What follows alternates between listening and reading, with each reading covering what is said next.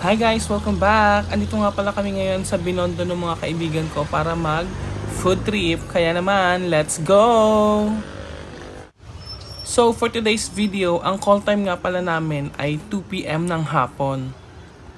So ayun na nga, at pagdating naming lahat dito, medyo undecided pa kami kung saan kami magsisimulang kumain dahil bukod sa init-init, tirik na tirik yung araw, hindi kami makapag-decide kung maglalakad-lakad pa ba kami kasi meron kasi kaming kasamang bata. So mas advisable pala na wag na lang magdala ng bata para magawa niyo yung mga gusto nyong puntahan. Kaya naman nag-decide kami na dito na lang kami pumunta or dito na lang kami tumuloy sa may Lucky Chinatown at naghanap kami ng restaurant na makakainan. At dahil nga weekend, so ang dami rin talagang tao dito ngayon. Kaya dito namin naisipang kumain sa may Sincerity Cafe and Restaurant dito sa may ground level sa may Lucky Chinatown. Bago nga pala kami nakapag-dine in dito, matagal din yung inantay namin kasi parang pang-pito yata kami sa waiting list. Yung mga in-order namin dito, yung Sincerity Fried Rice, parang good for 3 to 4 person na pero kulang pa rin sa amin yung kaya 2 bowl yung in-order namin. And then, Sincerity Fried Chicken, Broccoli, and Sweet and Sour. Bali, sulit na yung na-order namin kasi medyo good for 3 to 4 person na rin yung mga in-order namin. Medyo pricey nga lang yung mga pagkain dito, pero sulit na rin naman. So kung mapapansin nyo, hindi kami order ng dessert kasi ang balak talaga namin sa labas kami magde-dessert. Tapos kung gusto nyo naman ng bread and pastries, dito lang din yan sa Clyde's Bread and Pastries sa loob ng Lucky Chinatown. So marami din silang mga cheesecakes dito. Etong isa, 300 pesos yan, yung nasa pinakababa. So, umorder ako for takeout. And then, pagkatapos namin dito, lumabas na rin kami ng mall. May nakita nga kami dito yung nagtitinda ng bicho-bicho. Ewan ko kung tama yung pagkaka-pronounce ko. And then, nagustuhan ko siya kasi masarap yung pagkakagawa. And then, gawa siguro ng powdered milk, kaya siya creamy. And then, mas masarap siya tagang kainin kapag bagong luto lang. Mainit pa. So ayan na, medyo mainit-init pa yan and pinutol-putol na ni ate tapos ginulong-gulong niya dyan sa may powdered milk. Kaya siya siguro creamy.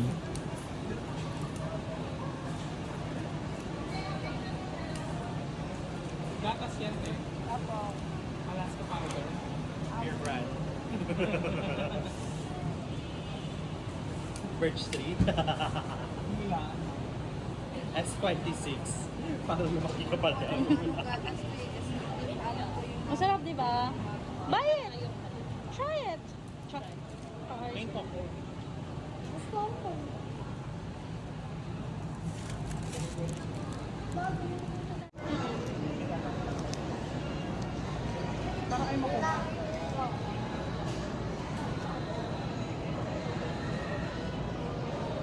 Kung mapapansin nyo, dito lang mismo sa labas ng Lucky Chinatown Mall, marami na talagang bilihan dito. Kaya pwede ka na talagang mag-food trip dito pa lang mismo. Marami ng mga choices. Kaso nga lang, may mga particular kasi kaming hinahanap kasi katulad niyan, yung mga kaibigan ko, marami din talaga silang napanood sa TikTok tsaka sa Facebook na mga kung saan pwedeng mag-food trip. Anong five? Oo, doon nga. And then, sinubukan din namin tong fresh sugarcane juice, yung Meiying. Dito lang din sa labas ng Lucky Chinatown.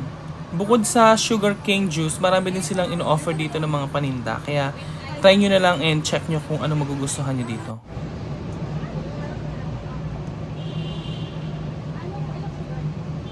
So, dahil nga gawa siya sa sugarcane juice, ang masasabi ko lang, honest ko dito, review, napakatamis. So, hindi ko rin talaga siya nagustuhan. Kaya, kung kayo may problem sa blood sugar, wag nyo na itong subukan, wag nyo na itry. Apakatamis niya, promise. So, yung naging next stop namin, yung sa may Ingbitin na parang ang laking store to. Dito lang din, malapit lang. Nilakad namin sa may parang likod banda ng Binondo Church. So maraming mga pagpipilian dito ng mga delicacies, mga pwedeng pasalubong, Like yung mga hopya, tapos tikoy, and then yung mga parang frozen na mga dim sum tsaka siopaw. Tapos marami pang iba.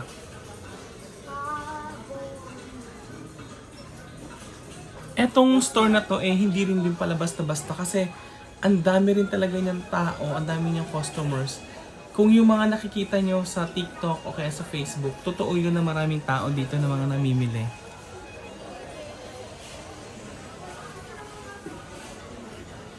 So, pagkatapos namin dito sa may NBT na nakabili na ng mga pasalubong, pumunta kami dito sa Lingnam Fried Siopaw. Ito naman siya, nakalagay dito Hong Kong Style Fried Siopaw. Tapos, katabi lang din ng store na to, meron ding isang tindahan din ng mga siopaw. Etong the original Shanghai Fried Siopaw.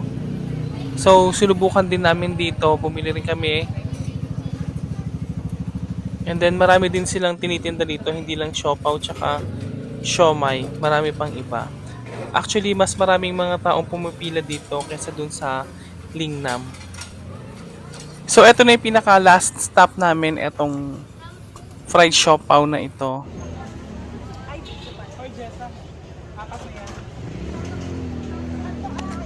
So, ayun na nga guys, at medyo nakakapagod talaga yung init at yung tirik ng araw. So, hanggang dito na lang yung ating for today's video dito sa Binondo kung saan tayo nag-food trip. And sana nakatulong din ng konting information sa inyo. Thank you for watching. Bye!